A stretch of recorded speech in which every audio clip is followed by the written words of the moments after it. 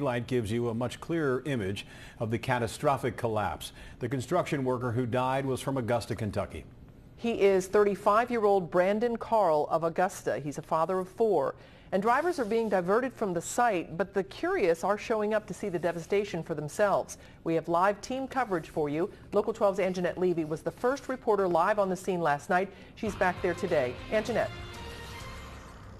Well, Cami, right now I'm standing on Hopple Street at the overpass. A lot of people coming by here to get a bird's eye view of the cleanup efforts. We're going to zoom in and show you a little bit of what's going on. As you can see, tons and tons of concrete down there. Crews are using equipment to move that material out of the road. Once that's clear, I'm assuming they're going to have to inspect the roadway to make sure it's safe to reopen it. Today we talked with a gentleman who stopped by here.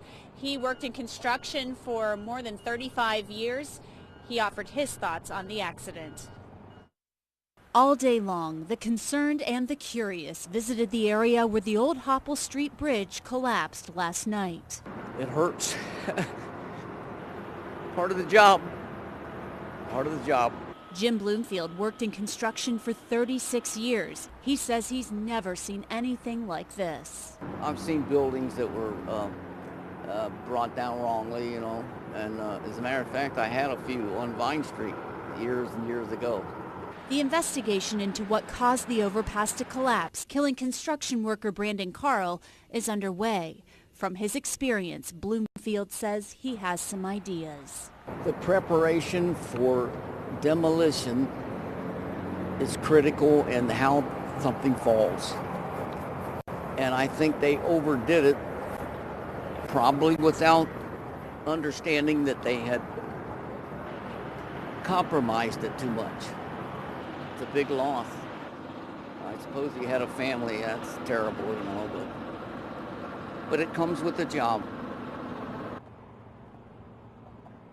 And it is an incredibly huge loss. Back out live, Brandon Carl had a family, some children and a wife, we are told, and it's just absolutely amazing when we look at this right now that this accident wasn't more serious and that more people weren't hurt and, heaven forbid, killed.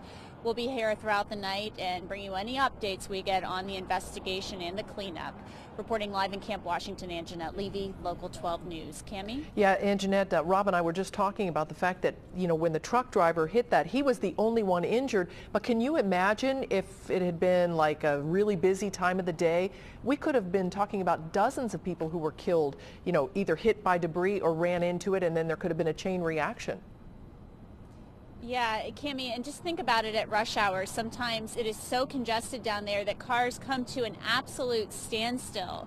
So just think about it. If this had happened during rush hour traffic, people would have been sitting in their vehicles. It was also a holiday yesterday, so maybe the traffic wasn't quite as heavy, but I don't know. This is just such a freak thing, an act of God. I think that so many more people weren't injured or killed in this accident. Yeah, and by the way, making national news too, because I've heard from people, friends of mine from Florida and California, who have called and said, hey, what happened?